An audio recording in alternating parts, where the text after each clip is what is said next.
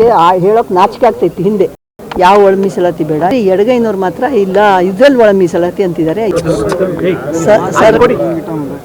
ಸರ್ಕಾರಗಳು ಯಾಕೆ ಒಂದು ರೀತಿಯ ಮಾತಾಡಲ್ಲ ಅಂದರೆ, ಒಂದು ಖಚಿತವಾದ ನಿರ್ಧಾರ ಹೇಳಲ್ಲ ಅಂದರೆ ಎಲ್ಲರೂ ಬೇಕವರಿಗೆ. ಇಲ್ಲಿ SCಗಳಲ್ಲಿ ಈಗ ದೊಡ್ಡ ಯುದ್ಧ ಶುರುವಾಗಿದೆ. ನಾವೆಲ್ಲ ಭಾಳ ಪ್ರೀತಿಯಿಂದ ಇದ್ವಿ.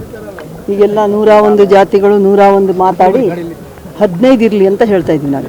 ಕೊನೆ ಪಕ್ಷ ನೀವು ಸುಮ್ಮನಿದ್ದು ಬಿಡಿ, ಯಾವ ಒಳ ಮೀಸಲಾತಿ ಬೇಡ, ಏನು ಮೊದಲಿತ್ತು ಅದೇ ಅಂತ ಬಲಗೈನವರು ಕೂಡ ಅದೇ ಹೇಳ್ತಾ ಇದ್ದಾರೆ.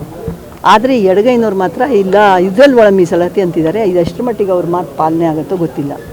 ಹಾಗೆ ಮಾಡಿದಾಗ ಬೇರೆಯವ್ರಿಗೆ ತೊಂದರೆ ಆಗುತ್ತೆ. ಪಾಪ ಅಲೆಮಾರಿಗಳಿಗೆ ಇಲ್ಲ, ಅವರಂತಂದು ನಮ್ಮೊಳಗೆ ಹಾಕಿದ್ದಾರೆ ಈ ಇದರಲ್ಲಿ. ಹಾಗಾಗಿ ತುಂಬ ಗೊಂದಲ ಇದೆ. ಮತ್ತು ಎಲ್ಲರೂ ಅವರವರ ಇದನ್ನು ನೋಡಿ ಜನಾಂಗದ ಹಿತದೃಷ್ಟಿಯನ್ನು ನೋಡ್ತಾ ಇದ್ದಾರೆ. ಯಾರೂ ಕೂಡ ನಮ್ಮತನವನ್ನು ಬಿಡೋಕ್ಕೆ ನಾವು ತಯಾರಿಲ್ಲ. ಇಲ್ಲಿ ಜಾತಿ ಅನ್ನೋದು ನಮಗೆ ಹೇಳೋಕೆ ನಾಚಿಕೆ ಆಗ್ತೈತಿ. ಹಿಂದೆ ನಾವು ಇಂಥ ಜಾತಿ ಅಂತ, ಈಗ ಜಾತಿನೇ ಮುಂದೆ ಮಾತಾಡುವಂಥ ಒಂದು ಪರಿಸ್ಥಿತಿ ಬಂದುಬಿಟ್ಟಿದೆ. ಇದು ಅಸಹ್ಯಕರವಾದದ್ದು. ಸರ್ಕಾರ ಇದನ್ನು ಕೂಡಲೇ ಗಮನಿಸಬೇಕು. ಸಾಕಿಷ್ಟೇ ಯಾರೋ ಒಬ್ಬರದ್ದು ಶತ್ರು ಆಗೇ ಆಗ್ತಾರೆ ಅವರಿಗೆ.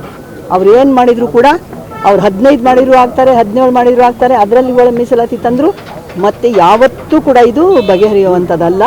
ಆದ್ದರಿಂದ ಇದು ಏನು ಕೋರ್ಟ್ ಏನು ಹೇಳಿದೆ ಆ ಕೋರ್ಟಿನ ಇದ್ರ ಪ್ರಕಾರ ನಡ್ಕೊಳ್ಳೋದು ಒಳ್ಳೆಯದು.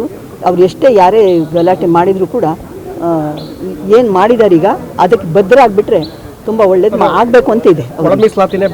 ಬೇಡ ಒಳ ಮೀಸಲಾತಿ ಮಾಡೋಕ್ಕೆ ಹೋದರೆ ಬಹಳ ಗೊಂದಲ ಆಗುತ್ತೆ. ಹೋಗಲಿ, ಅವರ ಖುಷಿಯಾಗಿರ್ತಾರ. ಒಳ ಮೀಸಲಾತಿ ಮಾಡಿದರೆ ಯಾವ ದಲಿತರು ಎಡಗೈ ಬಲಗೈ ಅಂತ ಹೇಳ್ತಿದ್ರು ಅವರು ಖುಷಿಯಾಗಿಲ್ಲ. ಮತ್ತು ಎಲ್ಲರ ನಡುವೆ ಒಂದು ಮನಸ್ತಾಪ ಆಗ್ತಾಯಿದೆ. ಆದ್ದರಿಂದ ಈಗ ಹೇಗಿದೆ ಹಾಗಾದರೆ ಎಲ್ಲ ಓದ್ಕೊಂಡು ಹೆಂಗೋ ಮಾಡ್ಕೊಂಡು ಹೋಗ್ತಾರೆ. ಅಷ್ಟು ಅಂತ ಸರ್ಕಾರ ನಿರ್ಧಾರ ತಗೋಬಹುದು ಅಂತ ನಾವೆಲ್ಲ ಭಾವಿಸಿದ್ದೀವಿ. ನಮ್ಮ ಮೀಟಿಂಗ್ನಲ್ಲೂ ಅದೇ ಕೂಡ ತೀರ್ಮಾನ ಆಗಿದೆ. ಕ್ಷಣ ಕ್ಷಣದ ಸುದ್ದಿಗಳಿಗಾಗಿ ಫ್ರೀಡಂ ಟಿವಿ ಸಬ್ಸ್ಕ್ರೈಬ್ ಮಾಡಿ, ಲೈಕ್ ಮಾಡಿ ಹಾಗೂ ಫಾಲೋ ಮಾಡಿ. ಹೊಸ ಸುದ್ದಿಗಳ ನೋಟಿಫಿಕೇಶನ್ಗಾಗಿ ಬೆಲ್ ಐಕಾನ್ ಮೇಲೆ ಕ್ಲಿಕ್ ಮಾಡಿ.